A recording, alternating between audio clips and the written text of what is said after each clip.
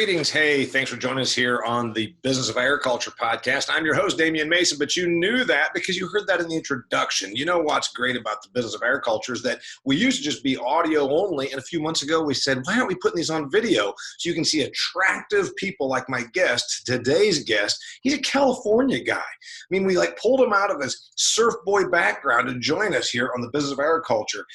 You can find these videos at Damian Mason's, that's mine, YouTube channel, D Mason Comedy, or just go on YouTube and type in Damian Mason. It's right there. There's a playlist for the Business of Agriculture.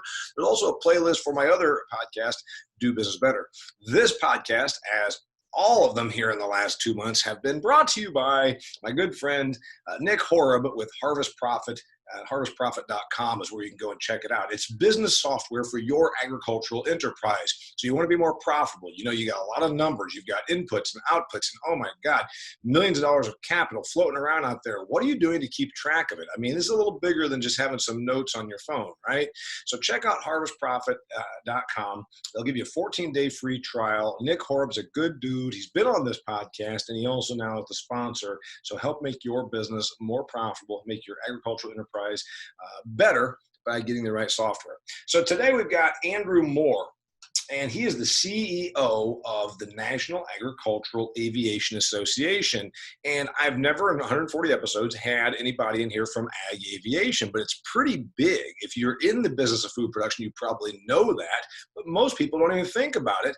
A lot of the acres that feed us actually are treated with somebody in the air. And those are the members of his association. It's a fascinating industry. I've worked around it and within it as a speaker. I have never actually had anybody on here. So that's why he's here. Andrew Moore, welcome to the Business of Agriculture. Thank you for having me, Damon. Good to be here. All right, so listen to this. So this is how it came about. You saw my stuff and you read my book, and then I said, hey, actually, you'd be a great guest because I see these airplanes out here flying around, and I've done work with these associations of people that treat the crops from the air, but a lot of people don't know much about it. So, all right, the background on you weren't always an agricultural aviation guy. You were a farm kind of guy, and you went to USC. So give us that backstory. Sure. Well, my family comes from the Central Valley of California. So I was born and raised in Bakersfield. And our farm is in Arvin, California. So I grew up, similar to you, working on the farm. I was driving a tractor at 11. My family grows potatoes, almonds, pistachios, carrots, navel oranges, if I didn't say that already, 4 generations. And then I went to the University of Southern California in 1984 and was a public administration major and kind of had an internship in Washington, D.C. during my education and came down with Potomac fever. And after I graduated, I moved back there without a job, but I've been really working ag policy, whether it's for other associations. I worked for the United Fresh Fruit and Vegetable Association. I also worked on the Hill for a member of Congress from California, did her ag policy and transportation policy. And I've been with NAAA now, the National Agricultural Aviation Association, since 1997, so 23 years. Been around a while. Okay, the National Agricultural Aviation Association. So if you're listening to this podcast, you're saying, okay, I think I get it. You're talking about crop dusters, right? Explain. That's right. That's kind of a term of old in the sense that not a lot of dusts are going out anymore. We like to call it aerial application. Well, it depends on where you are. Some people still wear the badge of crop duster with pride, but we're mostly doing liquids when we're treating crops, but we also do dry materials, fertilized by air, seed by air, firefight, etc. So. Yeah, so I have spoken to several different state or regional associations, and then a couple of companies that do this. So what a lot of folks, don't realize is, all right, I get it. If you're organic, if you're way out here organic, you're saying, oh, these people are just flying around spreading poison, but we're not just spreading poison. We're putting stuff pretty articulately and, shall we say, intricately where it needs to be, using a very efficient method to do so. So kind of give everybody the background, because maybe there's somebody on here that sells cranberry juice and doesn't really fully get it. Tell us what aerial application looks like. Well, just so you know, Damon, we also do organic work. A lot of our members will do organic work. Remember, organic is not pesticide free, as I read in a really good book recently. I don't know if you've read this, called Food Fear. Wait a minute. But, he's tapping my book. oh my goodness. Yeah. And what did you find out in Food Fear? You found out that about organic. Well, I found out a lot of things, but I already knew that, organic was not pesticide free. It's just, I guess, more of an organic pesticide compound as opposed to a synthetic one. But nevertheless, our members do that work. They'll take the work where the farmer needs it. It doesn't matter if it's conventionally grown or if it's organically grown. But just to touch on what you mentioned in terms of our scope, about 28% of the cropland in the United States, about 127 million acres out of 350 plus, it is done by air. So, and that doesn't include pasture land or rangeland or forest land. That's just cropland. We also do those other pieces as well. The reason why aerial application is so important is, and I can go into a lot of the technologies as we go through this podcast, but it's speed. You're going across a field in a turbine-powered engine, turboprop engine at 120 miles per hour. And as you know, as a farmer, when you have a pest infestation, what do you want to do? You want to treat it as quick as possible so it doesn't affect your yields. And aerial application is by far the fastest way to treat a crop. In addition, like if you have rains, remember last year, the significant amount of moisture that hit most of the country, and we had a late spring, and a lot of land was not even treated because it was so wet, could never get a crop in. If a crop is wet, if the ground is wet, you can treat by air where you couldn't get a ground rig in, or rolling hills, other difficult areas to reach as well. And you're treating above the crop and not in the crop.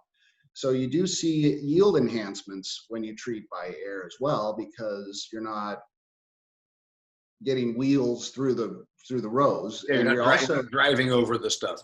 So the thing that, we're talking about an immense amount. I mean, almost a third of the total acres that we use for food production on crops, you guys are touching in some way or another.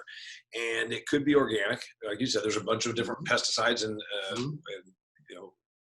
products that are organically labeled that can work for that, and it could be conventional, doesn't matter. So the benefit that they have is they can cover a lot of area quickly, right? So like you said, you got to get it out there. Like around here, they do fungicide, around where I am here in northeastern Indiana. I know that in the Pacific Northwest, they do seeding, where they'll hire somebody to go out and drop seed. But you said that there's beyond that, they even do some fire protection from the air, some of your members. That's correct. And don't forget, we don't just do pesticides. We're doing, as you mentioned, seeds and fertilization as well. So they do seeding. Rice is primarily seeded by air, especially in California. And we do a lot of cover crop work, which, cover cropping, and you probably, I would imagine in one of your or more of your podcasts, you've talked a lot about cover cropping. And cover cropping has an advantage when it's treated by air, because you can treat pre-harvest, which allows you to actually get more time to grow, say a rye seed or a radish or whatever it is. So more time for that seed or that root to penetrate the soil, aerate the soil, and provide that additional nutrient value and moisture retention for the soil as well. So that's another benefit of aerial application. So we're going to see more. One of my assertions is we're going to look, Andrew, we're going to look back at the way we till up our ground as much as we do, which tilling is hard on the soil structure, and then we leave it exposed to the elements for months at a time. I think we're going to look back at this someday the way we look now at how we used leaches for medical care, which, I mean, there's a real place for cover crops where we don't have it completely figured out yet, but we're getting there. And so I think your membership is going to be busier with cover crops probably than they certainly were 5 years ago, and it'll continue to be that way.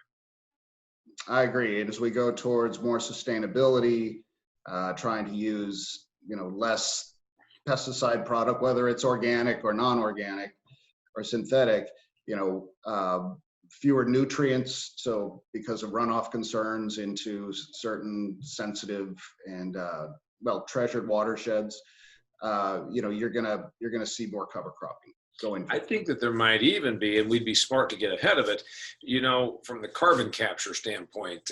Right now, we're not concerned about that because coronavirus came in and the media had something new and the politicians had something new to carry on about. So we haven't heard about global climate change in the last few months. But when that becomes the story du jour again, if we had those acres with something growing on them, we capture that much more carbon, which is good for the earth and the air we breathe, et cetera. So I almost wonder if I see a legislative issue where we are forced to use cover crops someday for those kinds of reasons, which again bodes well for your people. Speaking of the environmental standpoint, is that your biggest argument? Is that your biggest fight that you guys are flying around spewing stuff out of the air? Yeah, I mean, we have to educate legislators, and we have to educate the EPA regulators in both the state and federal level about the different technologies we use to maintain, to basically make targeted applications. And, we're almost 100 years old as an industry. August 5th of 2021, we will have the 100th anniversary of the first aerial application made. So just like any industry, just like farming, as you were mentioning, look at how the soil was treated in the 30s and late 20s due to the Dust Bowl that you mentioned in food fear. Look at where we've come since then. We wouldn't exist as an industry if, one, we didn't play a valuable role in food production, but two, if we didn't continually evolve. And we are evolving in terms of new nozzles that are equipped to mitigate drift, knowing what that exact droplet size needs to be when it comes out of the aircraft. Not only that, but the angle of the nozzle and the pressure that's pushing that nozzle out and how wide the boom is in relation to the wingspan. All these components we've learned so much about over the years, which allow us to make a much more targeted application, mitigating drift. And we're continue to do that research. There's a whole USDA Agricultural Research Service program devoted to aerial application research technology. And of course, we're even doing variable rate applications by air as well. So, you layer that GIS, that geographical information system, that infrared map over the GPS, and you have flow control plumbing on the aircraft. And as you fly over a certain field where nutrients are needed or more crop protection product is needed or less, the aircraft is able to make that application as needed by that crop at that time. So we are making a lot of headway in terms of technology. A lot of people, and I don't mean this as a bad word, is that they're ignorant. They haven't learned. You've mentioned it in the book. Where have we gone in terms of the percentage of society that is in agriculture? 2% now, 1%. Where was it in the Great Depression? I don't know. What'd you say? 10%? I can't remember. But yeah, it's a great number of it. And then when you think about the people that get it, it's really interesting. And Andrew, it comes up all the time because people ask you questions. And I think, my God, you didn't know that, and then it's like, it cascades from there. Damian, do they really do this? I'm like, no, who told you this? What are you talking about? So, by the way, Andrew Moore is the guy that you're talking to here on the Business of Agriculture podcast. He is the Chief Executive Officer for the National Agricultural Aviation Association. The Business of Agriculture podcast is produced by me and brought to you by great people like my guests. And then it is sponsored by Harvest Profit. And you can check out Harvest Profit, harvestprofit.com. Tell them Damian Mason sent you. Nick Horeb is a good dude. He founded this company because he said, I want to create something that agricultural enterprises can use to improve their operations financially, fundamentally from the data. So it's really all about software to help you stay profitable, manage your inputs and your outputs, look at your cash flow, look at your inventories. It's let's face it, it's a business. This is a business. What we do for a living, it is a business. It's a lifestyle. Yes. Do we love it? Yes. But you know what? If you don't handle the money in the business, it ain't no lifestyle. So check out harvestprofit.com, 14-day free trial. And I guess I tell them I sent you. All right, Mr. Andrew Moore. We think environmental stuff is going to be the biggest problem. When you are out there, if all of a sudden Fox News calls you today, or CNN, although they're not going to because they've got too many other things to do. And they say, hey, turns out this little girl over here in this subdivision got sick, and her mom says it's because some stuff flew out of an airplane. You're going to say, I'm not sure that's possible. Boom, boom, boom. So you got the environmental thing. But you have a really good story to tell that agricultural aerial applicators do. We actually do stuff for public health. Tell me about that. That is true. We do a lot of things. Primarily, our members do treat crops, whether it's seed or fertilize or protect them with crop protection products. But they also are diverse in the sense that they do firefighting. So, and they do public health spraying. So firefighting is done by an ag aircraft. If it's converted to a firefighting aircraft is known as a SEAT, a single engine air tanker. And they're able to get into certain parts and a lot quicker to certain parts of a fire because, it doesn't take as much runway. So if you have some of these big tankers, they might have to travel quite a bit of distance to refuel because the runway might not be too short for them. Single engine air tankers, ag aircraft don't require that. And they can get into tighter spots too and lower to the ground typically. Secondly, the other thing that we do, so we're protecting public property and really some of our nation's treasures is right. Just 2 weeks ago, one of our members was in the Everglades treating fires in the Everglades. So they fly out. Are these the same? I mean, they're a little different, but they're essentially still they can't be huge, right? Because they're not nimble when they're huge. So it's still a small aircraft, right? Right. Like, for example, Air Tractor is one of our main, is the largest ag aircraft manufacturer in the world. And there's another company called Thrush in Albany, Georgia. Air Tractor's in Texas. But Air Tractor makes a AT802.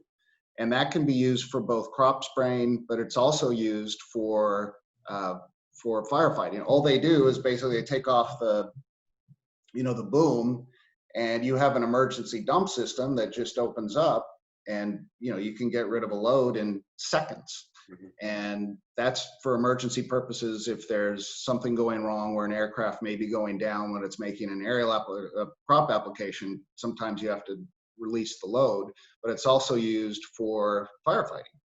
And then Thrush has a 660. And by the way, the 802 stands for 800 gallons. So 660 gallons for that aircraft.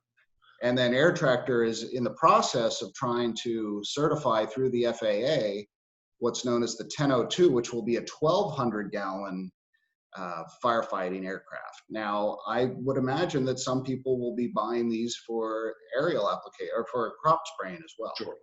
But the one, just real quick, that you did mention public health spraying. I didn't touch on that. Yeah. But so, a couple years ago, we were dealing with a disease that was transmitted by mosquitoes. Many diseases are transmitted by mosquitoes. Malaria, you touch a lot on malaria and the work of certain crop protection products of old that helped eradicate malaria in the United States. Well, our members do a lot of public health spraying for mosquito abatement. Just a couple of years ago, it was Zika virus, yep. Which is a form of a very brutal form of encephalitis. But whether it's Zika, whether it's dengue fever, other forms of encephalitis, that aerial application helps eradicate mosquitoes that carry these deadly diseases. And other pests as well. All right. So the person that's a member of your association, the bulk of it still, their revenue comes from treating food so we can eat it. Correct. Some of them also do firefighting, and they also do some public health stuff, which is all good and fine. I always wonder, I'm out here in Indiana, I see this plane, and I'm like, man, and then they go, and I'm like, and then they got to fly over to the airport and pick up another load of stuff. I'm like, seems like a lot of work, a lot of man hours, a lot of airplane. I was thinking, how do they make any money? All right, now I know that you're not going to tell me like how the profit margin, but it's a tougher deal, right? Oh yes, and again, this goes into, Food Fear, your book. Did I show the book? Have I done that yet? I appreciate it. I just wanted to make sure I had showed the book. Hey, man, I'll tell you what, I'm going to send you a whole other box up if you're going to give me this kind of promotion. Go ahead. Hey, I didn't get paid to say that. It's a great book, really is. And just really well researched, logical, and, facts, unfortunately, don't play as important of a role as they used to, but they play an important role to me because I like to think logically, and this is a great book. Thank you for saying that. And you know what? I did the plug and I forgot my train of thought. Where were we talking about? About money. What about money? Because for instance, if I wanted to get my fields treated out here, let's say I've got a potato leafhopper problem on these alfalfa fields. I don't want to knock over the alfalfa, and it's another 2 weeks till it needs mowed. I mean, whatever. I'd probably just mow it and bale it. But anyway, let's just say it needed treatment.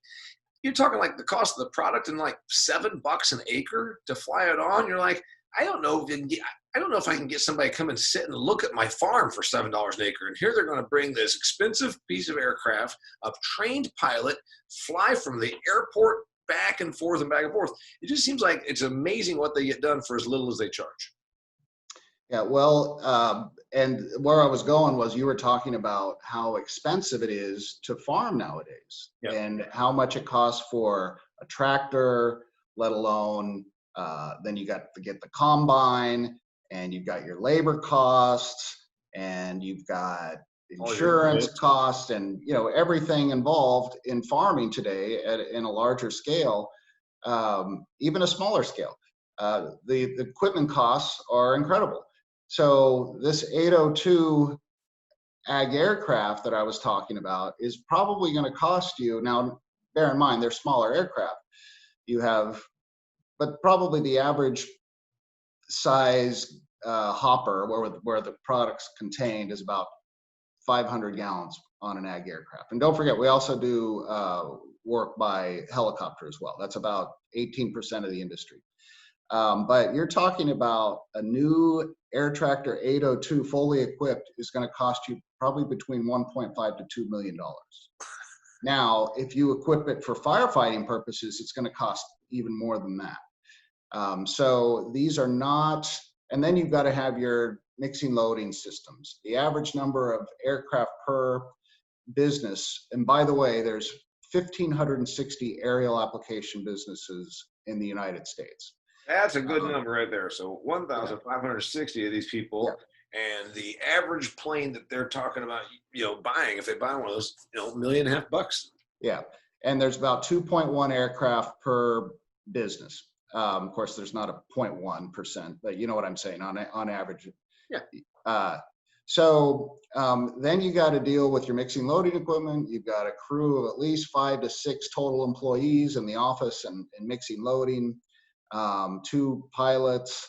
And then you have a nurse truck usually that if you have to go to a satellite strip, you're going to bring the nurse truck. Or if you're a rotorcraft, a helicopter operator, they'll line them up right on the side of the field. They'll land on the nurse truck. They'll fill it up and fuel it right there. Fuel's expensive. So there's a lot of input costs just to get started. And it's harder now for the younger aerial applicator, just like you mentioned in the book, that it's harder for agricultural and just about anything. It's just the cost of capital. The capital outlay that's required to get into these operations, whether it's farming or doing the aerial application. So a lot of these are family businesses. A lot of them are, yeah. It's very mom and pop, and they're small businesses. They're like I said, the average number of employees is about 5 to 6 per aerial application business. We do have some larger operations. Some of the national retailers have gotten involved in aerial application. The one that I know is the largest single aerial application aircraft owner is about 40 aircraft. So, but mostly small businesses, very much so. So, I talk about this. I just had a podcast about it, about tell your story, tell your story. My God, everybody in agriculture, tell your story, tell your story. Cheap food, tell your story, tell your story. Feed the world. Yeah. Okay. We've all heard the same stuff. And I always inform my friends in agriculture, like, they only care about your story if your story impacts them. Otherwise, it's cute for a while. Okay, Kansas farm person, that's really neat what you do out there. Great. I'm going to go back to watching Netflix. When I talk about the National Agricultural Aerial Applicators, the people that do this aerial treatment that are your members, why does their story matter to the consumer? I'm going to say it's because you're making sure you have abundant food. I'm going to say it's because you're making sure we have the safest food supply. What else am I missing? Well, yeah, that is it. And, it's abundance of food. It's, basically, as you said, a third of everything they probably put in their mouth has been treated by air. But it's not just that, it's their clothes. What are you wearing? Is that cotton or is that resistant? This is that stuff that wick, because I'm going to go work on my farm here later on. So I got the wicking stuff. Well, even cotton, I think they can manipulate cotton in a certain way to have certain wicking. Your sheets, when you woke up this morning, cotton? Yep. Yeah. The towel that you dried off with, cotton? Yep. Okay. So fiber, we treat a lot of fiber as well, cotton. We do forest fire work. We also do forestry work. Mm-hmm. So what comes from timber? Perhaps wood, your desk that you're at? Yeah, right. The 2x4s that you use to make a wall. So here's the question. Yeah. When you're doing that, besides fire prevention, is there anything else? Is it do you do bug treatment of forests? I don't know. Oh, yes. Yeah. Gypsy moth protection, fertilization. Okay. Yes, absolutely. And then, of course, we do rangeland and pasture land. What comes from rangeland and pasture land? Did you have milk in your cereal this morning? Yeah, the milk and the meat that we need.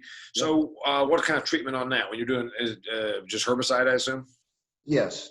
And it's also, specific herbicide work, maybe some nutrient work as well, and maybe seeding as well. Okay, last thought. I know that some of these people are kind of crazy because I've done speeches for these aerial applicator groups. I mean, they're flying right toward power lines, and then they just go over the top of them and all that. Are they really that crazy? No. Okay. They are talented, and there is risk in our work. I mean, there's risk in farming too. You're around machinery all up. I don't know. You probably know this off the top of your head about what farming accidents are per year and what might the death rate be of someone killed in a farming accident. I don't know. It's certainly it's not as great as it used to be because we've gotten a little safe. We get a little safer each year. And we get a little better equipment, and that kind of thing. Yeah. Agriculture in general is like the third riskiest or second riskiest behind like mining or something. So yeah. So your planes wreck once in a while. They do, and we have probably about 6 to 7 fatalities a year in our industry. But when you look at how many accidents that is per 100,000 hours flown, we probably have about 7 accidents per 100,000 hours flown. And just as I mentioned before, as we're looking at, as we've evolved technologically to make our applications safer, more efficacious, using less product to cover more acres, we've gone from an industry that probably had 13 accidents per 100,000 hours flown to 6 to 7. So our numbers are getting better and better, and the purpose of our association, one of them, is to develop education and safety programs and work on developing new technologies to make these aerial applicators more safe and better stewards as well. And that's going to be that's our constant mission. We've existed for 52 years, and that's what we'll continue to do as long as there's an industry, which looks like there will. for Yeah, quite it some looks time. like there will. You know, it's neat to talk about. We're never going to use internal combustion engines and all that. I don't know how the ag industry could go with that, but you know, who's to say we don't have a solar powered plane someday that flies around and does it? But we're still going to probably do that. I mean, we're using less chemistry on a per pound of food produced than we've ever used, but there's still the need for you to do what you do, right? Exactly, because there's fertilization that also needs to be done. There's cover crops that need to be done. There's seeding that needs to be done. So, yeah, and of course, I know you've had this conversation, but the products that are being manufactured in the queue for registration at EPA today are, you know, pretty amazing in terms of how specific they can be in not in maybe eradicating a specific insect species or a specific weed, but also leaving beneficials alone. So and you know, leaving pollinator, being safe for pollinators and so forth. So I think there's always going to be a need for crop protection products. And frankly, I might get in a little trouble saying this, but you know, the benefit of, I guess, applying rather than having it perhaps in, say, seed form, is that I think that resistance comes much later, or you delay the resistance because you're treating only when it's needed, and you don't have that constant level of protection, which, you know, after time, if you over treat something, or you undertreat, a resistance can happen. But you know, if you maintain it steadily and only apply when it's needed, then it delays the resistance, which always seems to occur with crop protection products. You eventually get that resistance, like you're seeing with glyphosate. Yeah, right. Yeah. I mean, right now we know we've got 3 weeds out here in my farm that glyphosate only works if you combine it with something else. Hey, here's the biggie. I asked you about connecting the dots because I wondered if you were going to pick up on it. So I was throwing it out there. Our consumers, and if you're listening to this, I always tell you, share some of this information with our non-ag consumers. Remember, we in agriculture have this problem where we talk to ourselves about ourselves. So share this with your friends that are non-ag people. Here's where we're really beneficial. We have 1,560 operators with airplanes that cost a couple $1 million each that can within and like in a like respond like the Air Force if we have a problem and protect our food supply. Now, do we have surpluses right now? Yes. Do we have low prices because of that? Yes. But way better to be, as a country, way fooded than to be underfooded, right? And I made those words up. The locust.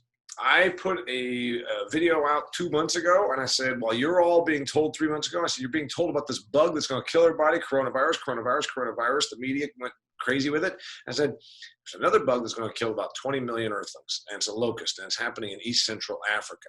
They do not have a guy like Andrew Moore and the National Ag Aviation Association that can respond like a damn army, like an Air Force, and take care of this. They got like 4 airplanes between 7 countries with no money, and they're going to try and take on swarms of locusts. Have you kept up with this at all, Mr. Moore? Well, you know, I have, and one of the things about our industry is we're migratory.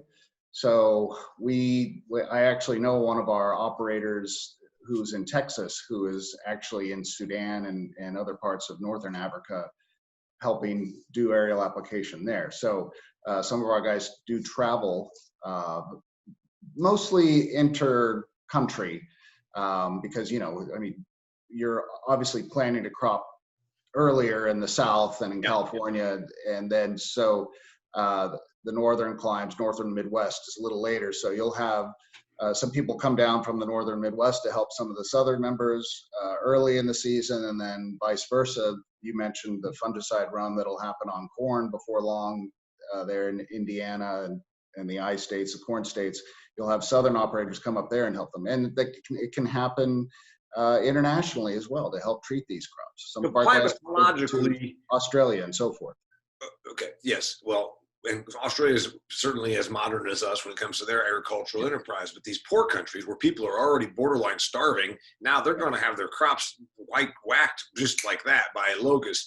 We won't have that happen here part of it is climatological. We're not going to probably have these locusts. The swarms are the size of Manhattan. I mean, you're not talking about like 50 bugs. You're talking about a cloud that comes over that is the size of a large city, and you're there with nothing but a broom. I mean, we have the technology. So do you see us ever having any issues like that? I don't, because of people like your members.